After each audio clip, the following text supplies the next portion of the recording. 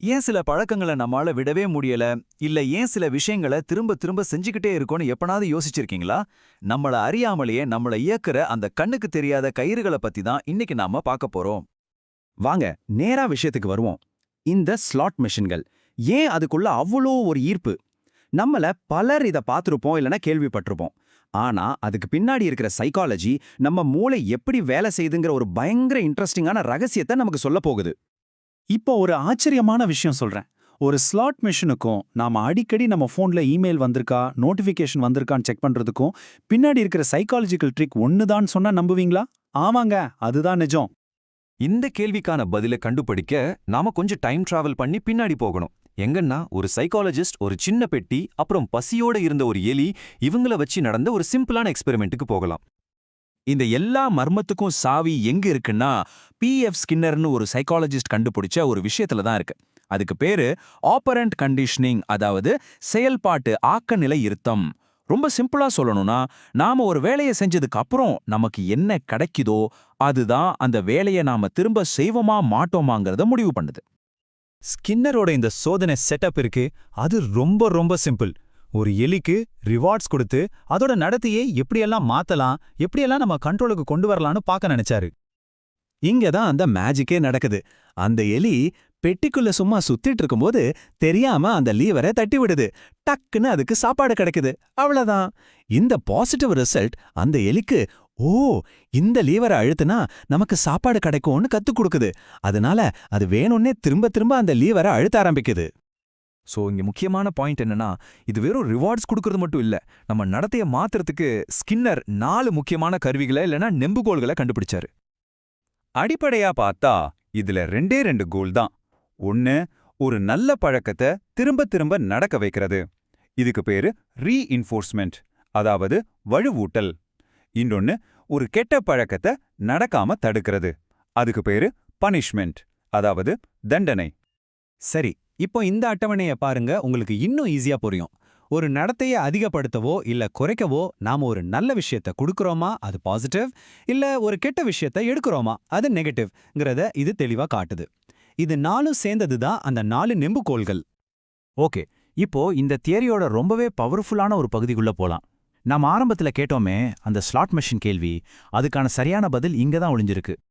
Skinner இதுல ஒரு ஆச்சரியமான விஷயத்த கண்டுபிடிச்சாரு. என்னன்னா, ஒரு விஷயத்த செய்யற ஒவ்வொரு தடவையும் நீங்க பரிசு கொடுத்தீங்கன்னா அந்த பழக்கம் சீக்கிரமே போயிடும். ஆனா எப்பவாச்சும் ஒரு தடவை கணிக்க முடியாத நேரத்துல பரிசு கொடுத்தா அந்த பழக்கத்தை விடுறது ரொம்ப ரொம்ப கஷ்டம்.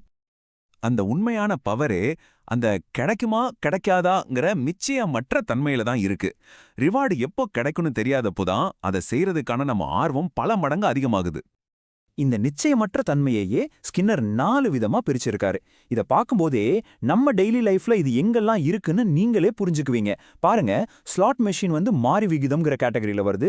நாம இமெயில் செக் பண்றது மாறி இடைவெளியில வருது. ரெண்டுமே கணிக்க முடியாதது தான். இதுதான் காரணம். இதனால தான் ஸ்லாட் மெஷினும் சரி, சோஷியல் மீடியா நோட்டிஃபிகேஷனும் சரி நம்மள ஒரு காந்த மாதிரி இழுக்குது. எப்போ ரிவார்ட் வரும்னே தெரியாத அந்த மாறி வெகுமதி சிஸ்டம் தான் ஒரு பழக்கத்தை ரொம்ப ஸ்ட்ராங்கா நம்மளால விடவே முடியாத அளவுக்கு மாத்திடுது. இப்போ உங்களுக்கு இந்த கோட் தெரிஞ்சிடுச்சு. இனிமே உங்களை சுத்தி நடக்கிறத கவனிச்சு பாருங்க. நம்ம வாழ்க்கையில எல்லா இடத்துலயும் இந்த ஆப்பரண்ட் கண்டிஷனிங் வேலை செய்யறத நீங்க பார்க்க முடியும். ஒரு உதாரணம் பாப்போமா? ஒரு நாய்க்குட்டிக்கு ஒரு புது ட்ரிக் சொல்லி கொடுக்குறோன்னு வச்சுக்கோங்க. அது ஒவ்வொரு சின்ன ஸ்டெப் கரெக்டா பண்ணும்போதும் நாம அதை பாராட்டி ட்ரீட் கொடுப்போம் இல்லையா? இப்படி கொஞ்சம் கொஞ்சமா ஒரு பெரிய விஷயத்த கத்துக் கொடுக்கறதுக்கு பேரு தான் ஷேப்பிங், அதாவது வடிவமைத்தல். அதே மாதிரி அந்த எலிய லீவரை அமுக்கிக்கே இருக்கு. ஆனா சாப்பாடே வரலன்னா என்ன ஆகும்?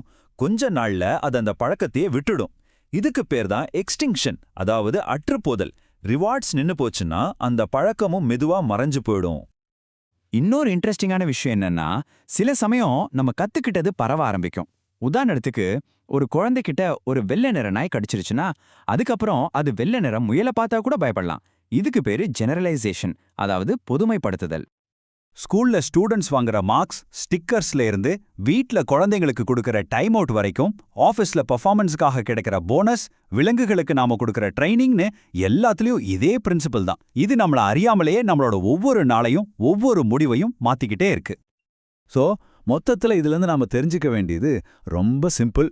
ஒரு செயலுக்கு அப்புறம் ரிவார்டு கிடைச்சா அந்த செயல் வலுப்பெறும். ஒரு செயலுக்கு அப்புறம் தண்டனை கிடைச்சா அந்த செயல் பலவீனமாகும். இதுதான் நம்ம நடத்தையோட அடிப்படை விதி. இப்போ உங்களுக்கு இந்த கோட் தெரிஞ்சிடுச்சு. இப்போ நீங்க தான் யோசிக்கணும், இந்த விதிகள் உங்களை எப்படி வடிவமைக்குது, எந்தெந்த பழக்கங்கள் இந்த மாதிரி ரிவார்ட்ஸால உங்ககிட்ட இன்னும் ஒட்டிக்கிட்டு இருக்கு. யோசிச்சு பாருங்க, இது உங்களை கட்டுப்படுத்துற ஒரு கண்ணுக்கு தெரியாத கயிறா, இல்ல நீங்க மத்தவங்கள புரிஞ்சுக்க பயன்படுத்துற ஒரு கருவியா?